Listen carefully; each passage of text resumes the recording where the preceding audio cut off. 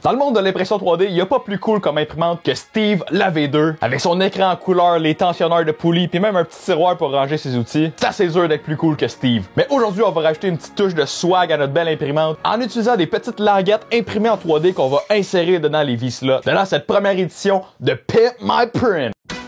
Les imprimantes 3D, c'est comme les chars droppés, c'est bien plus cool quand c'est modifié. Arrête donc de niaiser pis viens t'abonner parce qu'on n'est pas prêt d'arrêter. Donc les petites languettes à V-slots, ça fait en sorte qu'il n'y a pas de débris qui va venir s'accumuler dans les V-slots. Puis ça donne un look absolument incroyable à votre imprimante 3D. Donc pour la M23 V2, j'ai downloadé le fichier sur Thingiverse que vous voyez à l'écran. Ça va être aussi le premier lien dans la description. Donc pour votre M23 V2, vous allez avoir besoin de 16 braquettes de 200 mm, 16 braquettes de 143 mm, 4 braquettes de 175 mm, 4 braquettes de 165 mm réguliers et 2 braquettes de 165 mm avec des trous. Donc ça va être pour le top de l'imprimante, tu sais qu'il y a des vis là. Avant de commencer, je tiens à mentionner que ce projet-là a fait extrêmement beaucoup de scrap. La raison pour ça, c'est parce que j'ai utilisé un filament qu'il y a des particules à l'intérieur. Donc les particules venaient boucher la buse de 0.4 mm. Donc ce que j'ai fait, c'est que j'ai mis une buse de 0.6 mm et les problèmes sont résolus. Mais en tout, ça nous a pris à peu près 3 jours à imprimer ça. Ça aurait dû nous prendre maximum 1 jour.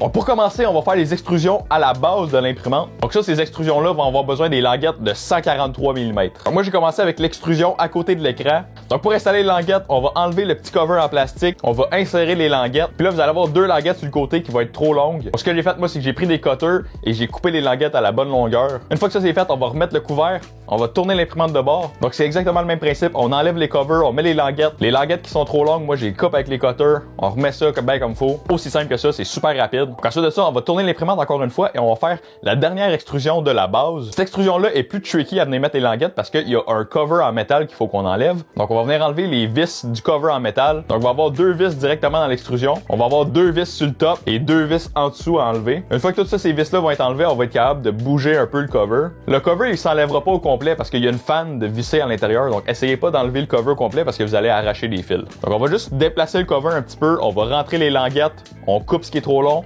Puis après ça, on remet le cover à sa place. Et voilà, juste comme ça, on a fait toute la base de l'imprimante. C'était fucking easy. Maintenant, ce qu'on va faire, c'est on va venir mettre les covers dans l'axe de Y. Celle-là est un petit peu plus tricky parce qu'il y a une courroie d'attacher à cet axe-là. Donc, ce qu'on va vouloir faire, c'est enlever la tension sur la courroie. Donc, c'est là que les tensionneurs de courroie deviennent super utiles. Donc, c'est vraiment super facile d'enlever la tension de la courroie. On a juste besoin de dévisser un peu le tensionneur. Là, dévissez-le pas au complet, là, faites juste enlever la tension. Une fois que la tension est enlevée, on enlève les 2 vis de la petite pièce en plastique qui tient ça au bout. Et une fois que ça c'est fait, on va venir rentrer les languettes de 175 mm. Donc, c'est 2 languettes de chaque bord. On rentre ça, on remet le couvert en plastique, on remet la tension et voilà. Aussi simple que ça. Puis là, rendu à ce point-là, Steve commence déjà à être vraiment fucking dope. Mais il manque encore une petite couche de swag, là. Il manque encore tout le top de l'imprimante, l'axe Z, l'extrusion du top. Donc pour venir installer ces languettes-là, il va falloir qu'on vienne dévisser l'extrusion sur le top. Donc les 4 vis sur le top, on dévisse ça. Je vous conseille aussi d'enlever le spool holder, ça va être plus facile.